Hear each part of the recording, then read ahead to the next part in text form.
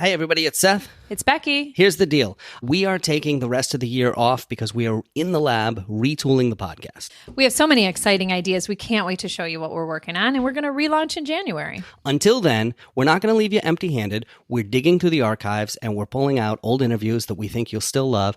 Here's one now.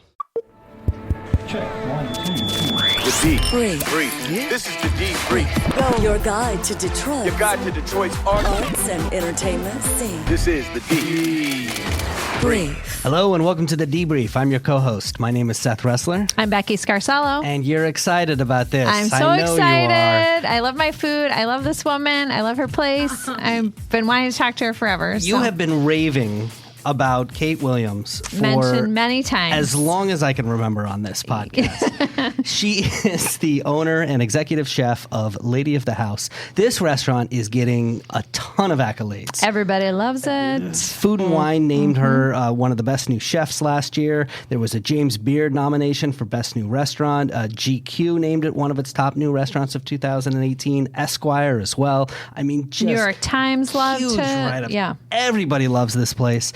And so we're finally got her on the podcast. Yes. Kate, thank you so much for joining us. welcome. Thank you for having me. This is why I love podcasts. You can't tell that I'm blushing. Thank you, guys. I'm excited to be here. Well, let's start with this. I mean, tell us about the concept of the restaurant for anybody who hasn't been there yet.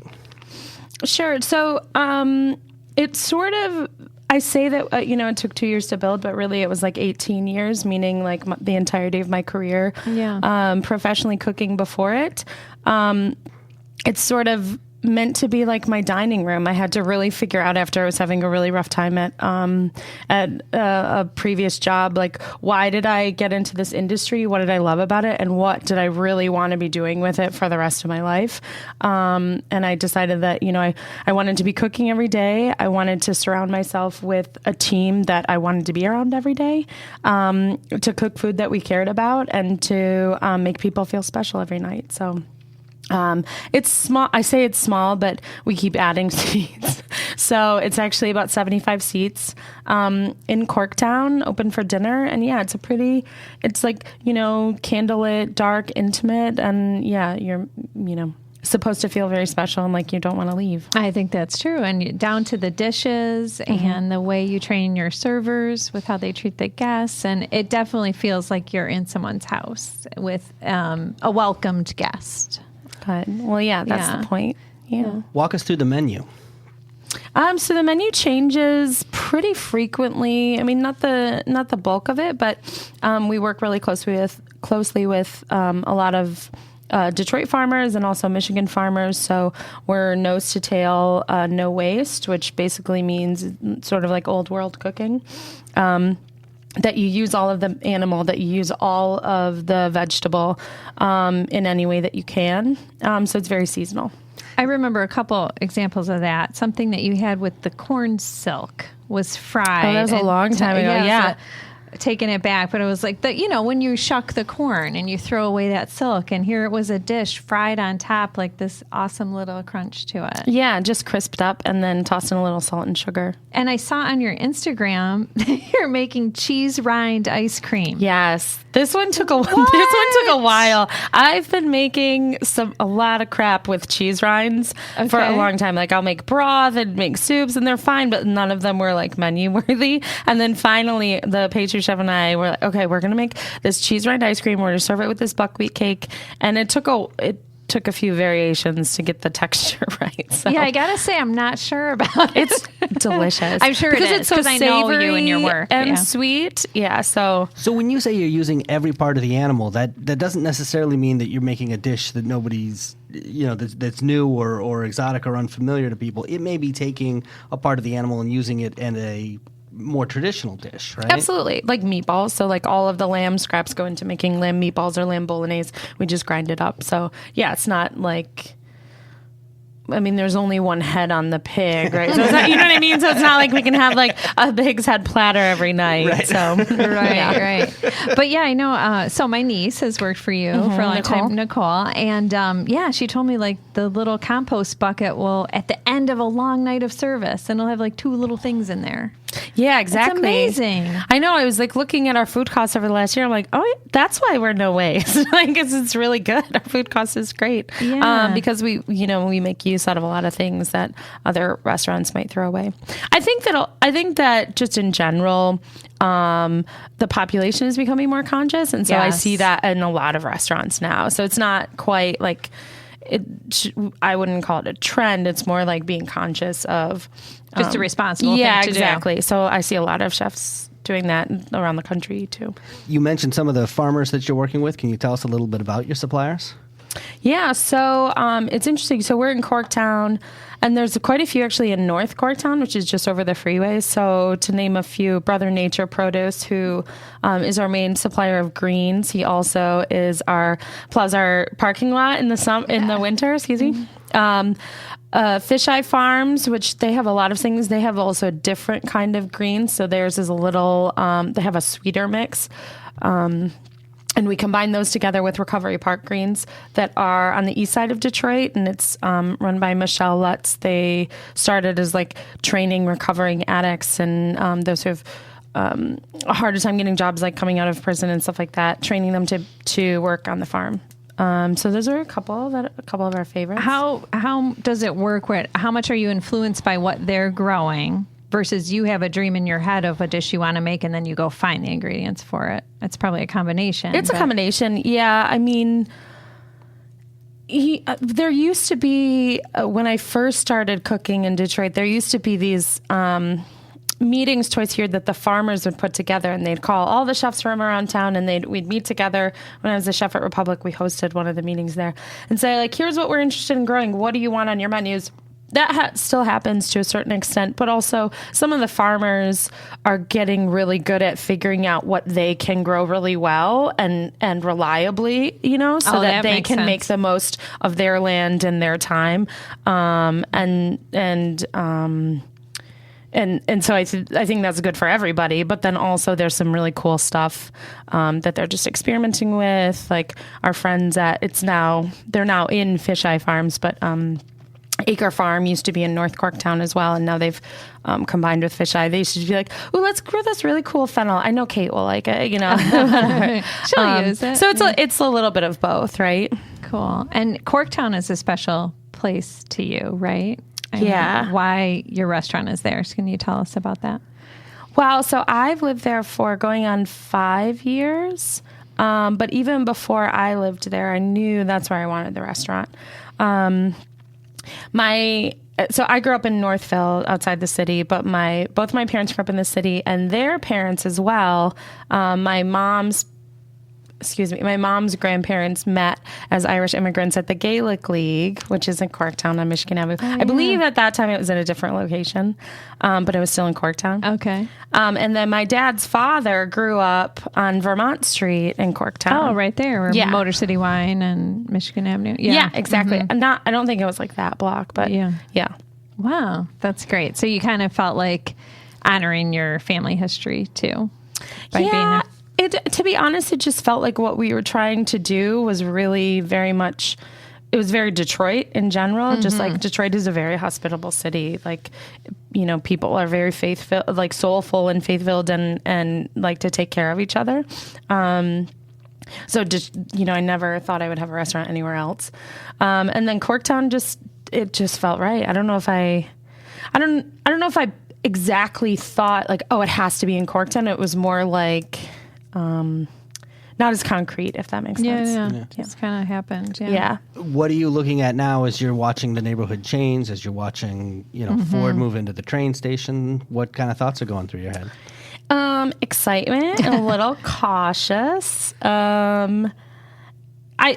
I mean, anytime there's somebody like Ford, someone that big, there's some fear, like, oh my gosh, what's going to happen to what we think is the coolest neighborhood in the United States, right? It's got amazing history, mostly small, privately owned, Detroit-based owners of small businesses that are all really awesome. So that sort of starts to scare you a little bit of like, well, what kind of money is coming in here? But I think that there's such a density of longtime residential folks and commercial folks that that will still be able to steer that ship. Seth, I don't know if you know this. Corktown is really the only neighborhood in the city of Detroit where the population didn't decline. Isn't that No, I didn't know that. Yeah. Really? Yeah. So it stayed stable all these years. Wow. Yeah. Yeah. So.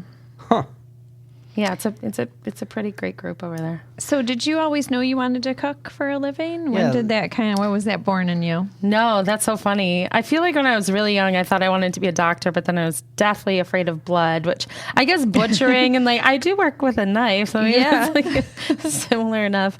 I always say it didn't like come to me. It just sort of like I progressed into it, and then one day I was like, okay, I'm a chef. Wow. I started. I'm still waiting for that day, by the way. Yeah, I haven't figured. It's right around the corner. I haven't figured mine out yet. Yeah.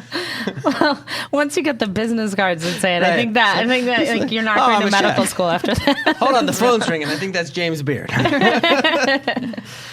No, I just like started cooking with my parents who were not great cooks. I mean, now they are a lot better, but they would even say that. It was just, Okay. it was just to make sugar cookies, Just to feed yourself. Yeah, And, exactly.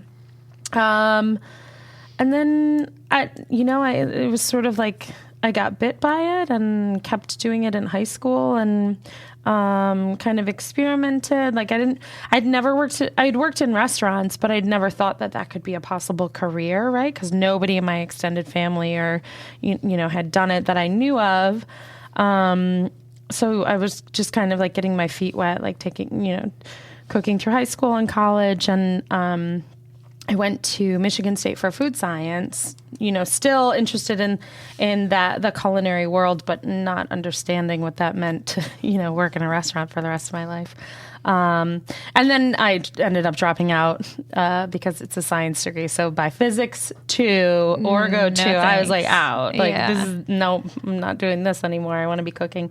And then I moved to New York City and went to culinary school. And then I was like, oh yeah, this feels natural. I've just been bossing boys around my whole life with 3 brothers, so the kitchen is normal. Well, that had to be a handy skill because I was going to say, you said nobody in your extended family had done this, but also, I mean, for a female chef, there was a pretty big lack of role models, right? I mean, it's pretty male dominated as far as like executive chefs of owning restaurants, right?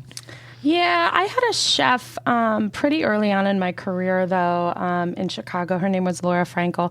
And I could see it in her. And we had like a similar personality, like aspects of our personality. And so she saw it in me and was just like, okay, so do this, do this, do this, So you had that mentor. Yeah, exactly. Early on. Yeah. That's cool. What challenges have you faced? I mean, if any, just being a female chef? I would say that overall, you're not like almost every industry or a lot of industries is that you're not quite taken as seriously. But I don't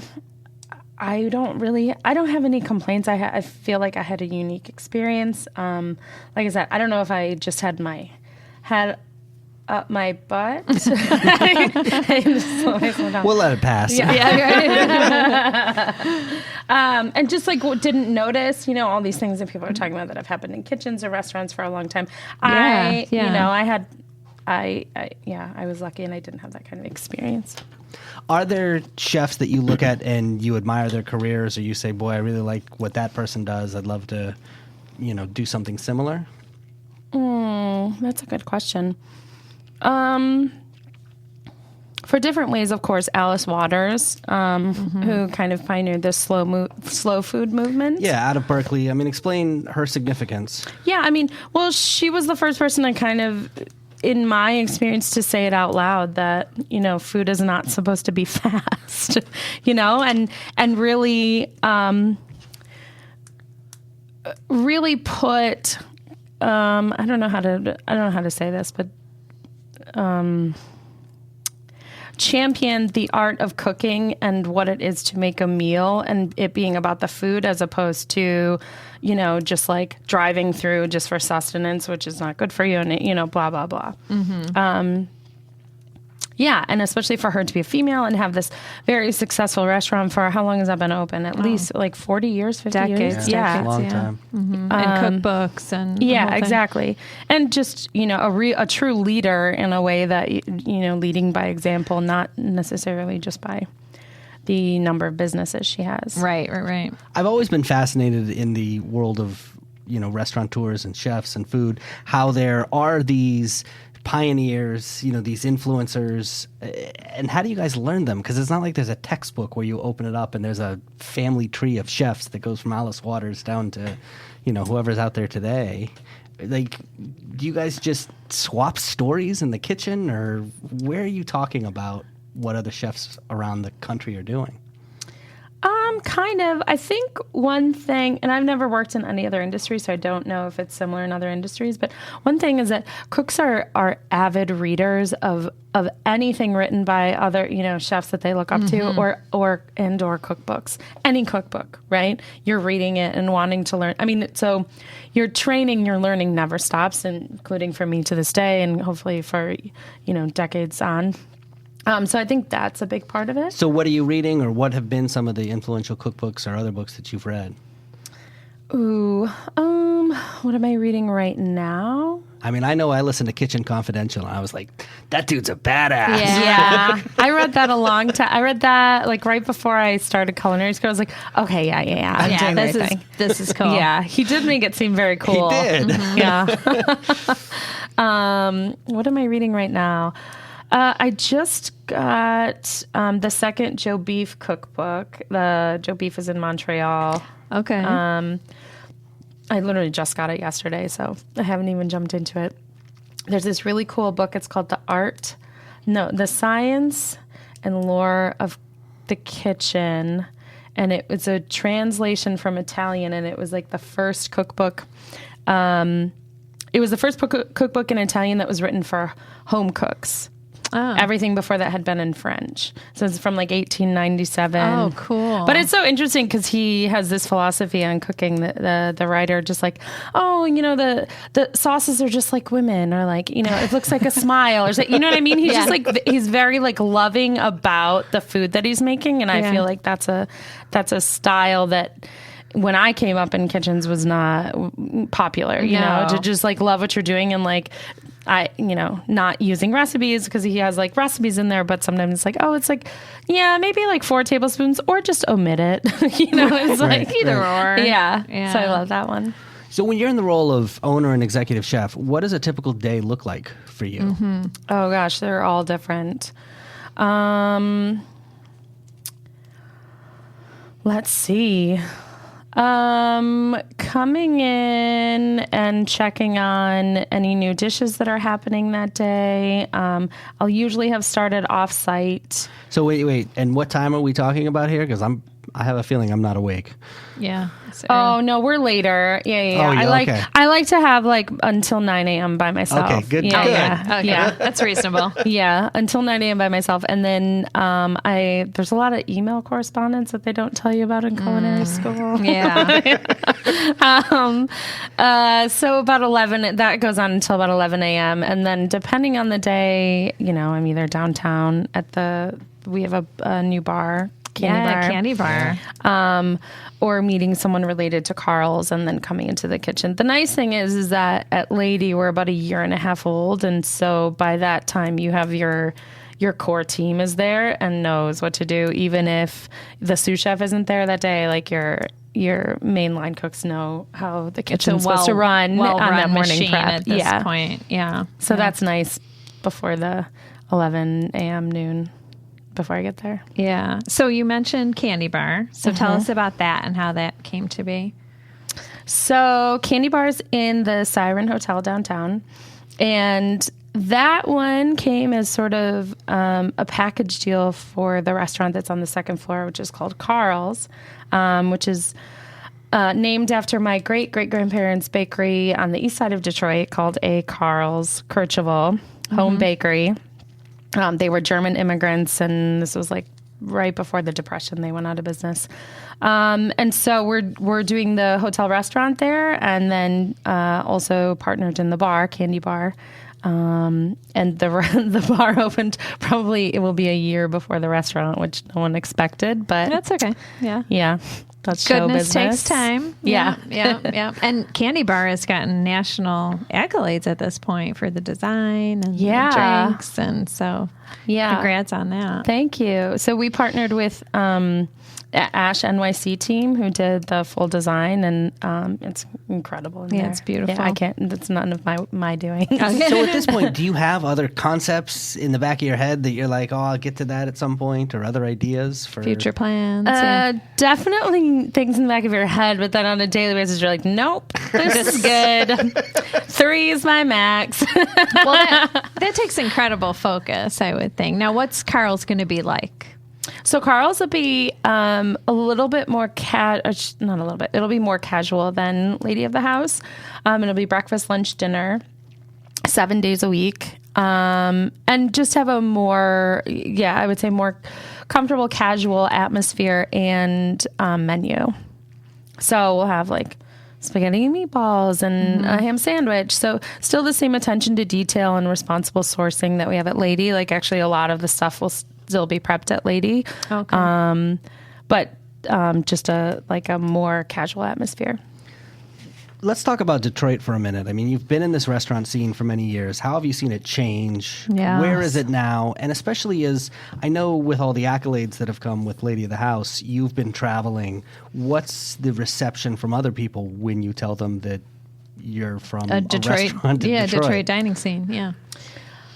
Yeah, interesting. It has, I think traveling, people are interested in Detroit because they keep hearing about it, like, oh, what's going on there? And similar to, art and music, the food culture for so long, it was just like, there was so much creativity happening because there wasn't that much going on. Like when the population was declining, that's, I think, the most creative years that we had for art, music, and food, that at least that I was here for. And I think now what we're seeing is folks who were here for that, having success in restaurant businesses. Like Sugar House was one of them, Selden Standard, Corridor Sausage, all used to these were years when no one had these businesses, but like had aspirations for them, and that was pretty fun. So I've loved seeing that part of kind of this food renaissance. I think we're well received around the country. I mean, not a lot of people have been here just for food, so hopefully that changes. Or food or tourism or sightseeing, but I think that's changing over the last few years and more. So tell us about some of the traveling you've done and what that's been like, leaving your baby behind, but being excited because, hey, I'm America's top 10 chef for food and wine, so I get to go do these events. So. I know that one was a little surreal when that started last year. That was pretty like, oh my gosh. Did you know it was coming? I didn't know it was coming. So we found out.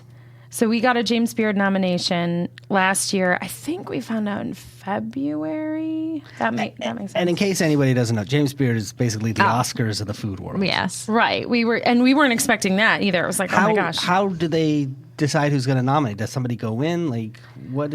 I don't know the whole procedure. Actually, they probably don't want you to. Right. Go back and check the videotapes. No, I know I know you can you get nominated and then they have an advisory board or something like that. But I don't know the intricacies. Yeah. And then I do know that for the actual voting of who wins the award, it's something with you have to have won an award in order to vote or something like that. I don't know if it's in that category. It feels very complicated, but it was on that day that I got the call from Jordana, who's the restaurant editor for Food and Wine magazine. She was like, hey, I just want to congratulate you on James Beard. She's like, how are you feeling? I'm like, good. I've been crying, but I also am still bandaging my hand up from when we had a dishwasher call off the night before, so I had to close down the dishing. And of course, I'm bad at it, and so I cut my hand. I was like, this perfect reality check of what my life really is. Right. And she's like, well, you're gonna keep crying because you are one of Food and Wine's best new chefs, and I just had to call you. I was like, get out of here. Oh, wow. So yeah, that was really good. That was a good month. This great. This February needs to be really great to top last year. Right. Your whole year had to just be kind of surreal. Yeah. What's the James Beard house like? Oh man, that was so cool. So we actually did the month before. We did it this time last year. So it was before all of the awards, whatever. Mm-hmm. We actually took our whole team there, front and back of house, to New York. It was really cool. It's a very small kitchen and very small. It's a house, right? That he used to live in. Okay. So it's very small, but it was super cool. Really, really cool. And it ended up at the end that the front and back of house was singing. What's the song from the Queen song from Wayne's World? Oh, Bohemian Rhapsody. There's video somewhere of that. So what are you doing there? Is it like a residency or? No, we just cooked for one night. Yeah. So they have like a mailing list, and so some people come to all of their dinners. They have they almost have them every night or something. They have a lot of dinners there. And what was the pressure like to come up with your menu for that? Or is it just something in your heart like, oh, I got to make them this? Or did you agonize over it? Yeah. At that point it was sort of like, look, we're going to do our food and only our food. I'm not going to try and, do...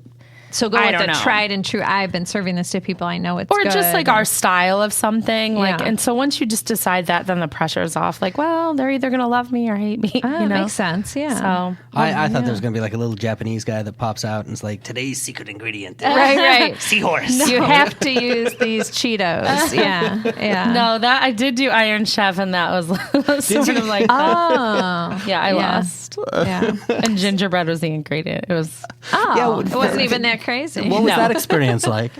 That was the hardest experience ever. I think I'm sure the ulcer was created from opening a restaurant, but I actually blame it on Iron Chef battle because it was so stressful and intense, and it's so hot. I've never been hotter in my life. They make it that way so you're like looking sweatier and like more stressed out. Yeah. That was a lot. Yuck. And like 8 cameras on you and like people that was a lot. So what are some of your personal favorite dishes that you've come up with? That I've come up with?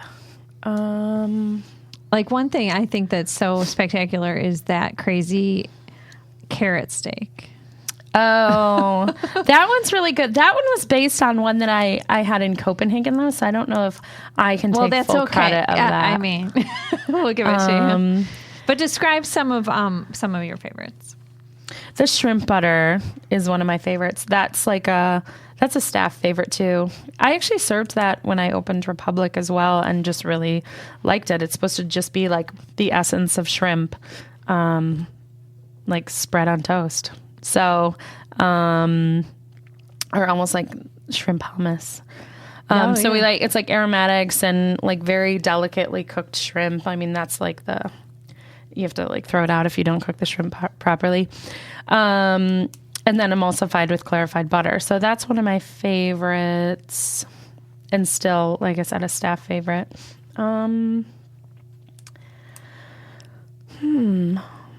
What do I like to eat the most? I'm trying to think. Maybe still the brown bread ice cream. It's actually not on the lady menu right now, but it was on the menu at the first restaurant I opened in Detroit, Rodin, then Republic.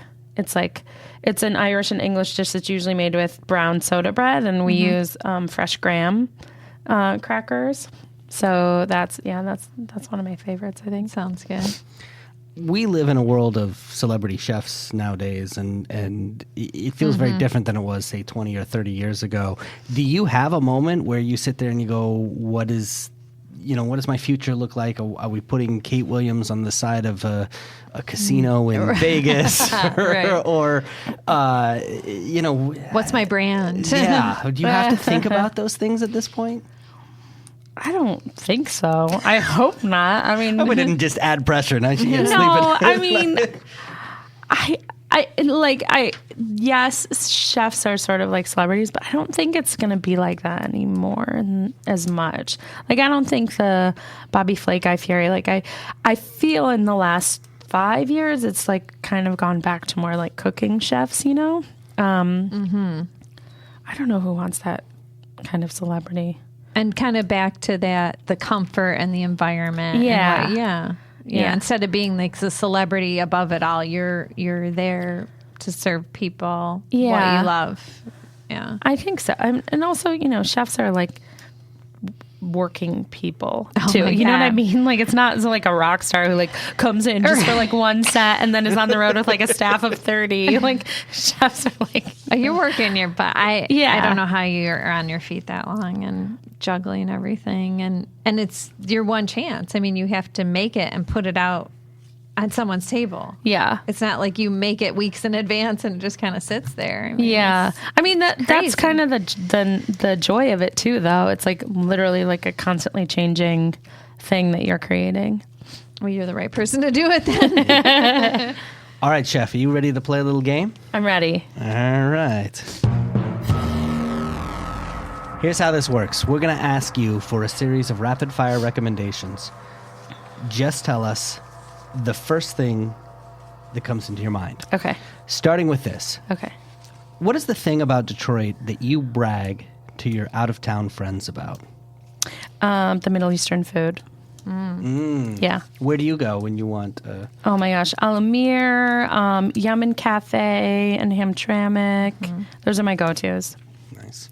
And then there's one on DoorDash that I actually can't remember now, but they deliver, so that makes it me frequent it more. Yeah.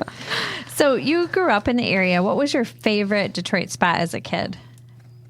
Joe Louis. We're definitely a hockey family. Oh, okay. So yeah, going down to Red Wings games. Nice. Is there a specialty food shop or two that everybody should know about?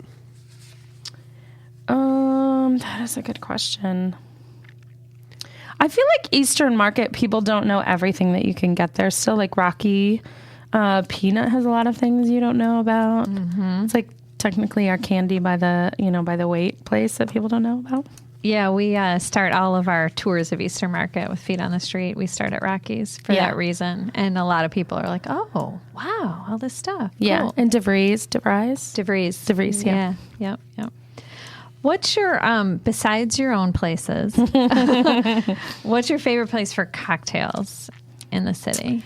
Ooh, my favorite place for craft cocktails, or where do I go to have a drink the most? Okay, do one of each. Yeah, both. Okay. Do one of each. So our staff places are like McShane's and Nemo's, which are right down the street. Yeah. We get Nemo's burgers a lot. And then for craft cocktails, I really love, where do I go the most? I mean, Sugar House, definitely, which is down the street. And then I really just discovered Evening Bar, which is in the Shinola Hotel. It's brand new, and they have delicious cocktails. I had some cocktails in the lobby of the Shinola Hotel, so I assume they're the same. Okay, they were very good. I don't know. There's a lot of businesses in Evening there. Bar. I'm not sure. Okay, I'll have to check that out. Yeah, it was really good. If you could prepare a meal for any Detroiter, living or dead, who would Oh it my be? God. Oh, I need more time for this. Oh my gosh. I want to say, I don't know why Aaliyah is on my mind because of all the LK. I want to say Yeah, the Aaliyah and Arcana. Aretha. Yeah. Nice. What would you make them? I don't know. A roast chicken, maybe? I don't know. Salad. You can There, email that us is the so tasting much menu. pressure. What do you make for Aaliyah and Aretha? Oh my God. Yeah, you'd have to think about that one. We got to ask this. Yeah. Favorite Faygo flavor? I don't have one. What? I know. That's okay. Sorry. The red one, I guess, is the most popular. Red pop. No. We can't tell James Beard this. I know. Right. They'll rescind. Pretend that They'll didn't take happen. it back. They'll drive to our place and just take it off the wall. No, ma'am. Yeah. No. You're not allowed to have this. Oh, well, Kate Williams, executive chef and owner of Lady of the House, thank you so much for stopping by. This was fantastic. I know. Thank we you can't for wait having me. for Karl's. So that'll be Yes. like late spring. Yes. And we'll have to check that out. And what do you have coming up at Lady? We have a special Valentine's Day menu. Nice. Reservations are open, and then we're revamping, coming out with a new happy hour. So Tuesday through Friday, 4:30 to 6. Are you still going to have the ham sandwiches? Maybe. Oh, because that's so good. I know. We've been selling out of them though. Okay. Awesome. Well, Lady of the House is at the corner of Bagley and Trumbull in Corktown. It's just 2 blocks southeast of Michigan. Like you said, Tuesday through Sunday are the days to go visit. Tuesday through Sunday. Yeah. And thank you so much, and congratulations on all the accolades. Yeah, I mean, really, well deserved. yeah, it's absolutely fantastic. Until next time, that's it. Detroit's moving. Keep up. The D Brief. Your guide to Detroit's arts and entertainment scene.